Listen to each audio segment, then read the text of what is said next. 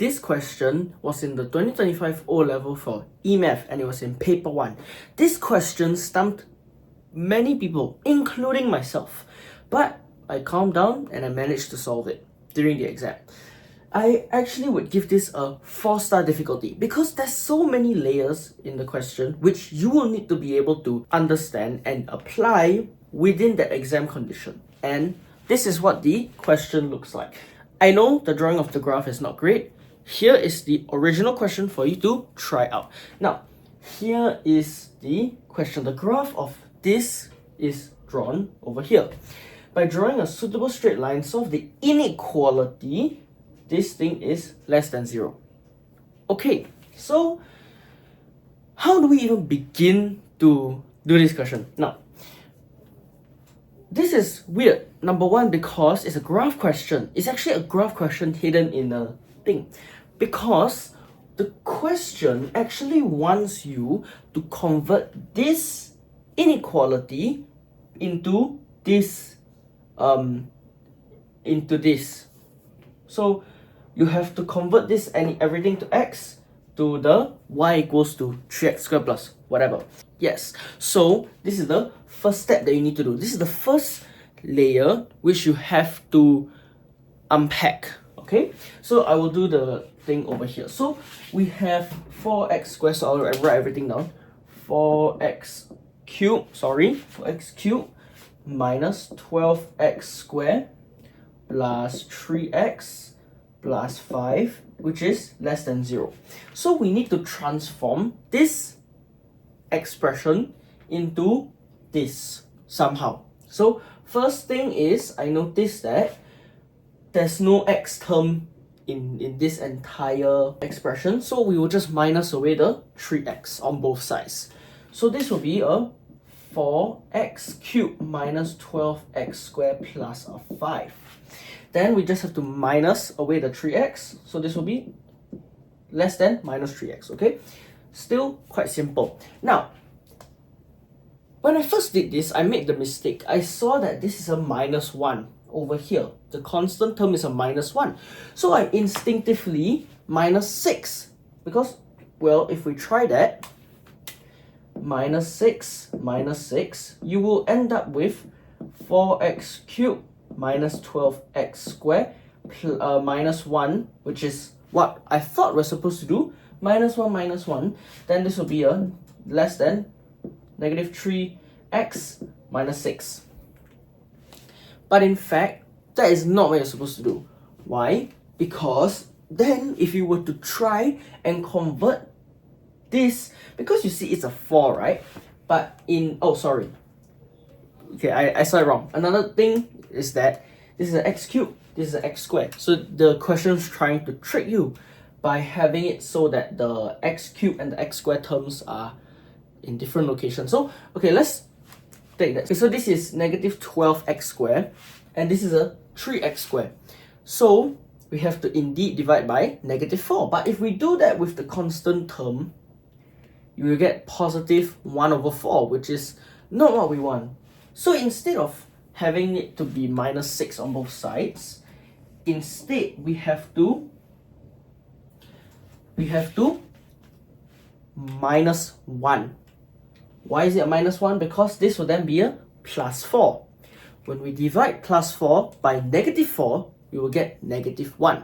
So, in fact, we have to minus 1 on both sides. So first, let me rearrange this in this form, which will be the x squared term followed by the x cubed term followed by the constant. So this will be negative 12x squared. Then this will be a plus 4x cubed. I haven't actually done anything with these two terms. I just rearranged them. Then I want a I want a plus 4. So plus 4. This is less than negative 3x, and then we have to minus 1 on both sides, so it will become like that. Okay, now we can finally get this form. We can divide both sides by a negative 4. Why? Because negative 12 divided by negative 4 will be 3. 4 divided by negative 4, negative 1. 4 divided by negative 4 is negative 1. This is why we had this to be a plus 4 instead of a minus 1. So let's go ahead and do that. So we will finally, on the left hand side, we will just get back our y equals to whatever. So this will be a 3x squared minus x cubed minus 1. But then, since we divide by a negative number, this inequality sign, we have to swap it. So this will be a more than. If we divide negative 3 by negative 4, this will be a 3 over 4x. And then if we divide the negative 1 by negative 4, this will be a plus 1 over 4. Okay, now that we have done this, what do we do now? Now, if we reread the question, it says to draw a suitable straight line. So, in fact, we have to. The reason why we are even doing all of this is because we want to find the equation of the straight line that we have to draw to get the inequality, to get the solutions to the inequality.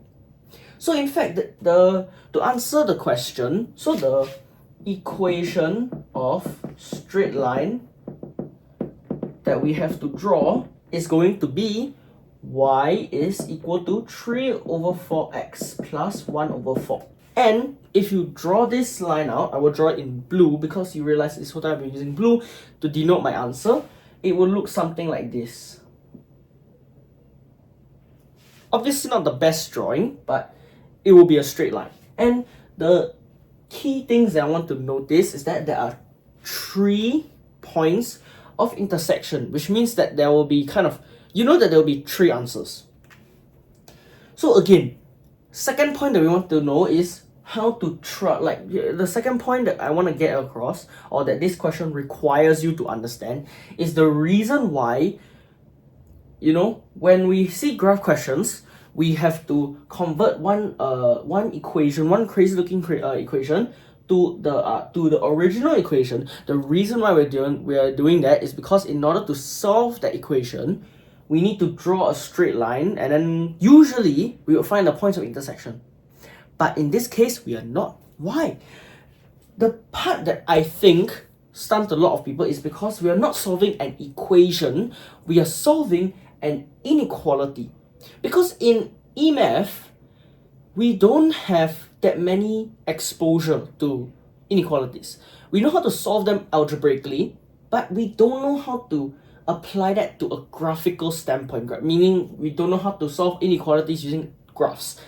So I feel that is the hardest part of this question, because you have to sort of think of something that's reasonable, and then from there come up with a solution. So what do you have to do? I've done a lot of talking. So if you were to, obviously this is just like a representation. In the actual question, there was like a the squares and all that. So if you were to look at the squares, and if your straight line was drawn correctly, the coordinates of this will be negative 0.5 and negative 0.125. Then at this point, it's a very nice point, is going to be a 1, 1. Then the coordinates of this point is going to be 2.5, 2.125. Okay, so once you have this, again, what do? Remember, let's take a look at this equation. That's this inequality which we've derived. We know that this is the original equation, so I will this is the original curve, right? The equation of the curve. So actually we are looking at the points where the curve, then this is a more than, then this is the equation of the line that we have drawn. So actually, what this question is trying to get us to do is we have to find the regions where the curve is more than the line. And this is the third part. This is the third revelation, or this is the third key point that the question is trying to throw to you and ask and test if you do know what inequalities mean in a graph standpoint? Because usually we think of inequalities or like, oh, 5 is more than 3. Like, it's a factual thing. But even if we have like x plus 2 is more than 5, this means that, your first instinct will probably be, to solve it, x is more than 3. But in a graphical standpoint, it really means that the value of the curve is going to be more than the value of the line. So, right, how I did this was I did a sketch of the regions that satisfy this condition, where the y value of the curve is more than the y value of the line. Which it will look like this. So it will be this part and this part. But how do I express that how do I express that algebraically? Well, this part is okay. So now I'm writing my answer already. So the answer is, the first one is easy, where x is less than 0.5. Why is it less than? Because if you take a look at the graph, the curve going this direction, whatever x value it will be, to the left of negative, it's not 0.5, it is negative 0.5, which is half. Because any other values going to the left of this point will be lesser than 0.5. Because if you don't remember, going to the right of the x is actually increasing the value. Going to the left of the x value is decreasing the value. So if you're going to the left, if you're continuously going to the left forever, that means that the value of x will just get lesser and lesser and lesser. So that means that x is lesser than negative half. But what about this portion? It seems to be in between of x equals to 1 and x equals to 2.5. How do I represent that? Now, I don't know if E-math students would know this, because I'm an A-math student myself and I confidently know this. The way to express, so x is less than negative half, or, because again, this is also testing you on whether to put or and, because if you think about it logically, a number cannot be less than half or and this at the same time, because they are two separate regions which do not intersect. So that means that, how do I write this in between thing? Well, it has to be, you write the lower boundary here. So this will be 1 less than x less than, then this one 2.5, which is 5 over 2. And ladies and gentlemen, this is your answer. So let me recap. I will give an explanation. If you don't know, I'll give you an explanation as to why we write it like this when we have the x value to be in between two numbers. Okay, so let me recap on what this question is testing. So first of all, first point, they are testing whether you know what to do if you're given a graph and you are asked to then solve some weird equation. So this question is testing you on number 1, seeing if you can relate this weird curve, this weird equation, and make it in terms of this curve that we are given. Okay. Second thing, they also are testing us of drawing of straight lines. So this will be our straight line that we have to draw. That's number 2. Number 3 is this question is also testing us on how to interpret what we have. We know that this is the curve, equation of the curve, this is the equation of the line, and the curve is more than the line. So it's trying to test us on the region in which the value of the curve is more than the value of the line, aka when the curve is above the line. Because remember, the y value is like, so this is y equals to 3x squared minus x cubed minus 1. So whatever value you see here is the input for all of the x. Similarly, for this, y equals to 3 over 4x plus 1 over 4. Each of the value you see here is just the computer version of what happens if all the x's are plugged into the y for the line. So the y of the curve has to be more than the y of the line, which means that it has to be above. Yeah.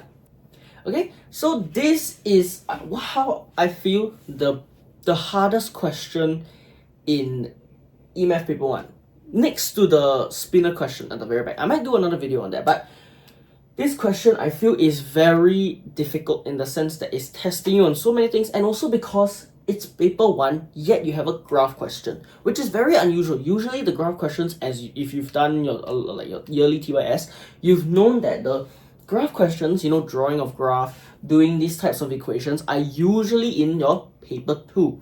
So it's very strange. So this also kind of tells us that, you know, now O-levels is getting harder and harder, with more questions requiring you to think out of the box. So don't be complacent. Alright, yeah, that's it. See you guys in the next video. Bye bye.